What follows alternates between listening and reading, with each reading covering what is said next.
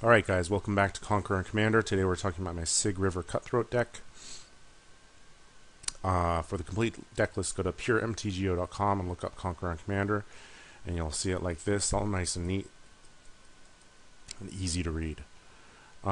This deck was brought about because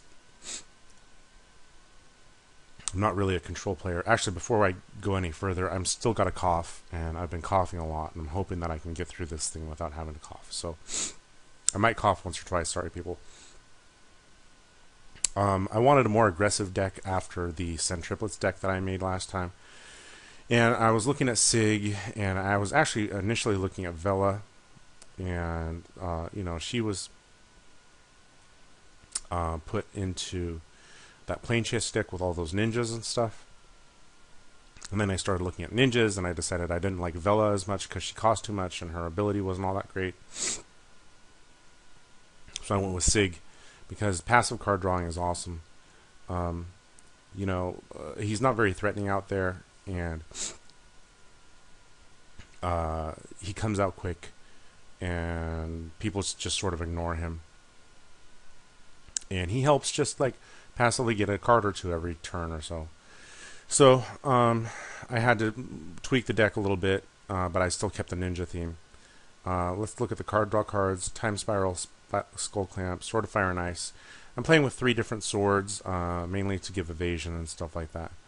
Baleful Strix is good because it's great with ninjas, it's evasive, and it's good at defense as well. Shadow Maze Infiltrator, Ristic Study is just solid card draw because everybody just ignores it more or less and lets you draw. Tandem Lookout. There's a decent amount of evasive dudes in this deck, and so the Lookout ends up drawing cards as well. Jace, Ninja, Muldrifter. Duskmantle Seer. First of all, it's a 4/4 flyer, which is good for 4 mana, and I wanted to, a lot of people put like a lot of fat stuff in their decks. So this has the potential to hit really hard. I didn't draw it too much, but when I did, it worked pretty well, so I was happy with it. Destruction, we've got Bojuka Bog, Damnation, Throat Slitter, Nihil Spellbomb, and Withered Wretch. There's actually a decent amount of graveyard hate,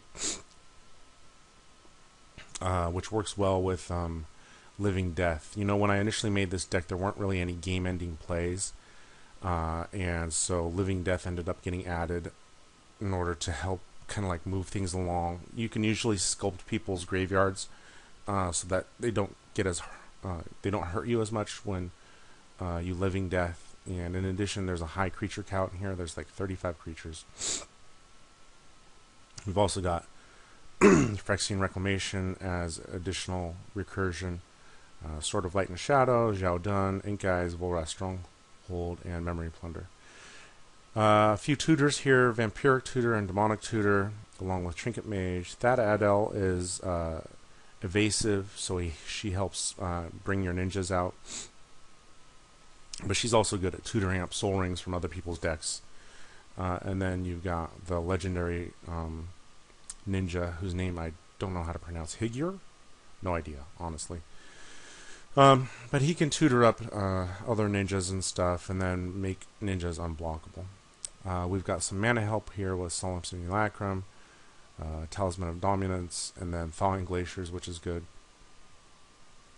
We also wanted to make sure that we gave evasion to our guys so we can get our ninjas to hit.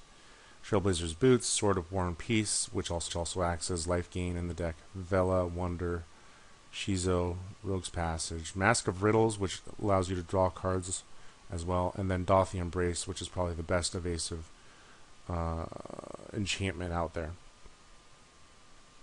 What I also wanted to do was make sure that I had creatures that could hit for at least 3 or be evasive at the same time. Starting at the top here, we've got Creeping Tar Pit, which is unblockable, 3 damage. Serendipity. This isn't a supremely super competitive deck. I mean, it's competitive in terms of it plays fairly well, but it's not like real Cutthroat. So I'm playing with a couple of goofy creatures. Serendipito's one of them. It does hit for 3. It comes out on the 3rd turn, or it can. So it'll trigger Sygg, and it's good at ninjaing stuff out. Rexleal's in here. I'm playing with the 2 hunted creatures, Hunted Phantasm and Hunted Horror. Hunted Horror, I mean, it's a 2-mana 7/7 trampler. Both of the hunted creatures are political cards in that, you know, if there's a main opponent that is more threatening, you can, you know, give these guys to an ally. And most of the time, they don't end up hurting you. And Hunted Horror got drawn a lot, and I'd hand centaurs out, and people would be happy with the fact that I would just give them these guys, and so they wouldn't retaliate most of the time until I became an overwhelming threat. Vendilion Click is in here, just a solid 3 power flyer. Miri's in here. She's hasty and she hits for 3. And then Obnixilis is good because he can do 3 damage, and he has the potential to get big. And because of him, I ended up including every possible one of the original fetch lands, so that I could drop the land during my turn and then crack him during an opponent's turn, and essentially draw 2 cards of Syggs out. Plus, he has the ability to be the biggest creature in the deck. I have gotten him up to like 15/15 or so. So he's good. He's a big beater. I've got a bunch of different clone type guys. Sakashima, Phantasmal Image, Shapesharer, Sakashima Student, Evil Twin, and then Stolen Identity was actually a pretty good card in the deck. A lot of my guys are evasive, so if I cast it and then cipher it onto an evasive creature, an attack, I basically get 2 copies of, like, I don't know, Avenger of Zendikar or something like that in the same turn. Or I could just copy, like, People's Gilded Lotuses and stuff like that. It ended up working out really well. I liked it a lot. And then we've kind of got, like, our catch-all group of stuff here. 2 more ninjas, Okiba Game Shinobi and Silent Blade Oni. Silent Blade Oni was friggin' awesome. He was by far the best ninja I had. Because the stuff that I was able to get from my opponent's hands ended up turning games around. I also had Cavern Harpy. I have a lot of Enters the Battlefield kind of guys, and so the Harpy ended up working out well. Gilded Drake, stealing stuff. Wake Thrasher got really big too at times, but unfortunately, you know, he was only a 1/1 during opponent's turns. But man, he could get real big, especially late game. Then Undermine and Hinder. Undermine is good because it deals 3 damage during opponent's turns usually. And then Cyclonic Rift. I put Sorin in here. Again, the deck, you know, it doesn't like come out of nowhere to like end games. Like none of my games ended quickly with this deck. And so sometimes, you know, I'd just be pecking away for like 7 points or 6 points or 3 points a turn. And there'd be a life gain deck or any deck that could just get up to 60 points would take me forever. So Sorin brought them back down to manageable levels. I was fine with playing it. You know, I know a lot of people are annoyed with Sorin type effects, but in this deck, it was necessary. It was definitely needed. And so Sorin and Living Death are really like the 2 big game changing type cards. And when those are your only 2 cards like that, then you'll obviously need them. Like I said, the deck sort of like just kind of pecked at people. It wouldn't like make tons of tokens that were huge like the Centriplets deck. It can't make monstrous creatures like the Kresh deck.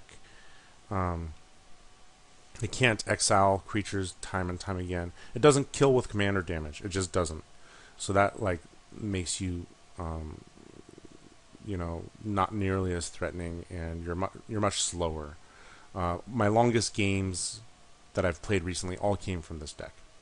So it's a fun little deck, though. I mean, it's not super serious or super competitive, but it can win games, and you just have to be patient. You have to be patient.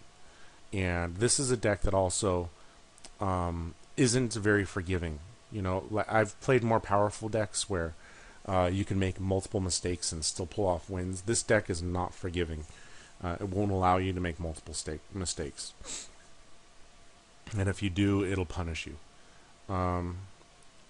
We already looked at this, but like the mana curve's okay. The average mana cost is 3.37. It's pretty evenly split between blue and black. Your hand is almost always going to be full, either because you're bouncing creatures or because you're drawing cards. It's pretty rare when your hand gets below like 3 cards, and usually that happens like really late game, where you've got a ton of mana and you can just cast a bunch of different things, at which point hopefully you can make some of your dudes evasive and start drawing more cards and recurring stuff. Anyways, that's the deck. It's ninjas and other fun stuff, with only like 2 counter spells. And I will go ahead and show you guys some game replays now and go from there. Hope you guys like. Thanks.